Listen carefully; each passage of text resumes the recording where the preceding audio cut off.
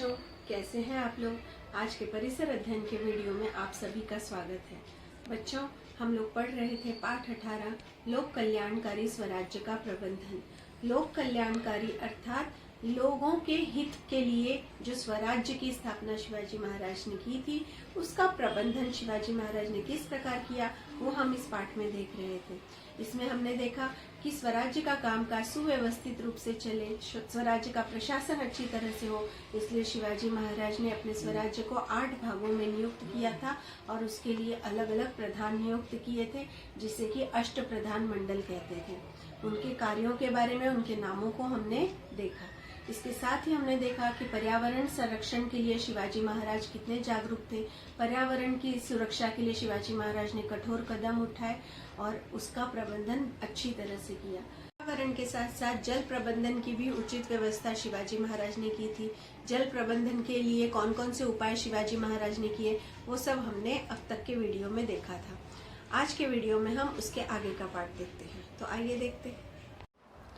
आइए बच्चों, हम देखते हैं कि शिवाजी महाराज अकाल निवारण के लिए क्या व्यवस्था अपने राज्य में करते थे। अकाल, जैसा कि मैंने आपको बताया था कि जिस वर्ष वर्षा नहीं होती थी तो खेती भी नहीं हो पाती थी, लोगों के रोज़गार पर उसका असर पड़ता था। तो ऐसी अवस्था में शिवाजी महाराज ने क्या व्यवस्था की थी, वो हम लोग देखेंगे। फिर से एक बार मैं आपको बताना चाहूँगी कि अकाल अर्थात वर्षा न होने की स्थिति में जो परिस्थिति निर्माण होती थी, उसे अकाल कहा जाता था। तो अकाल के समय शिवाजी महाराज किसानों को विभिन्न प्रकार की सुविधाएं प्रदान करते थे, प्रजा को लगान माफ़ कर देते थे। इससे स्वराज्य में अकाल की भीषणता कम हो जाती थी, अर्थात जो लोगों को लगान भरना पड़ता था वो माफ़ हो जाता था। इससे लोगों को अकाल के समय अपना घर बार चलाने में, नौकरी धंधे में आसानी होती थी। किसी वर्ष स्वराज्य में अकाल पड़ता तो शिवाजी महाराज सरकारी गोदामों में जमा किया हुआ अनाज प्रजा में निःशुल्क बांट दिया करते थे। अर्थात सरकार के गोदाम में जो भी अनाज भरा रहता था, उसे शिवाजी महाराज अपनी प्रजा में मुफ्त में बांट दिया करते थे। निःशुल्क अर्थात मुफ्त में बांट दिया करते थे। इसी तरह अकाल के वर्ष में शिवाजी महाराज गढ़ों और किलों की मरम्मत के कार्य प्रारंभ करते थे। ऐसा क्यों करते थे कि अकाल के समय शिवाजी महाराज गढ़ और किलों के मरम्मत का काम करवाते थे? ऐसा वो इसलिए करते थे ताकि इन कामों से किसानों के साथ साथ कारीगरों, प्रजा पवन को रोजगार मिलने से स्वराज्य में प्रजा को अकाल की भयानकता का अनुभव नहीं होता था। अर्थात वर्षा नहीं हुई तो खेती भी नहीं हो पाती थी। खेती नहीं हो पाने के कारण किसान और अन्य कारीगर बेरोजगार होते थे। तो ऐसे समय शिवाजी महाराज गढ़ों पर किलों की मरम्मत का कार्य शुरू करवाते थे। साथ ही साथ वो बांधों और नहरों और छोटे छोटे बांधों का काम भी शुरू करवाते थे। इससे क्या होता था कि जो किसान थे, जो कारीगर थे, जो रोजगार थे, उन लोगों को काम मिलता था और काम करने से उनको उनकी आय होती थी, उनकी कमाई होती थी। इससे उनको अकाल की भयानकता का अनुभव नहीं होता था। और इसके कारण शिवाजी महाराज द्वारा लिए जाने वाले इन कदमों के कारण किसान संपन्न हुआ। कल तक जिसके पाँव में जूते नहीं थे, उसने जूते खरीदे। शरीर पर कपड़े नहीं थे, उसने कपड़े खरीदे। इससे बुनकरों को रोजगार प्राप्त हुआ। जिनके पास रहने के लिए मकान नहीं थे, वे मकान बनवाने की स्थिति में आ गए। फलतः मकान बनवाने वाले राजगीरों, बढ़इयों, लुहारों और ईंट बनाने वाले कुम्हारों को काम मिला। इस तरह स्वराज्य में किसान के साथ साथ कारीगर, श्रमिक भी सुखी और संपन्न हुए। तो देखा बच्चों, शिवाजी महाराज ने कितनी दूरदृष्टि से काम लिया कि जब अकाल पड़ता तब वो अपनी तरफ से काम देकर, रोजगार देकर लोगों की तकलीफ़ों को दूर किया करते थे। इससे जो किसान, कारीगर, श्रमिक सभी लोग बहुत ही सुखी थे। शिवाजी महाराज के स्वराज्य में सारी की सारी प्रजा बड़ी सुखी थी। अब आइए देखते हैं कि शिवाजी महाराज ने सागरीय व्यापार और अन्य व्यापार मंडियों के लिए क्या व्यवस्था की। स्वराज्य की रक्षा भली भांति हो सके, इसके लिए स्वराज्य से लगे सागर पर अपना आधिपत्य होना चाहिए। इस उद्देश्य से शिवाजी महाराज ने अपनी स्वतंत्र नौसेना का निर्माण करवाया, जैसा कि इसके पहले पार्ट में हम लोग देख चुके हैं कि शिवाजी महाराज भारतीय नौसेना के जनक माने जाते हैं। उन्होंने सबसे पहले भारत में नौसेना का निर्माण करवाया और इसका कारण ये था कि सागर पर, स्वराज्य के आसपास जो सागर है उस पर अपना कब्जा होना चाहिए, आधिपत्य होना चाहिए। इसके लिए उन्होंने नौसेना का निर्माण करवाया। इतना ही करके वे रुके नहीं, बल्कि स्वराज्य में व्यापार बढ़े, इसलिए माल की ढुलाई करने वाले विशेष प्रकार के जहाज़ों का भी निर्माण करवाया। अर्थात युद्ध करने वाली नौसेना का निर्माण ही नहीं करवाया, बल्कि माल की ढुलाई करने के लिए विशेष प्रकार के जहाज़ों का निर्माण भी शिवाजी महाराज ने करवाया।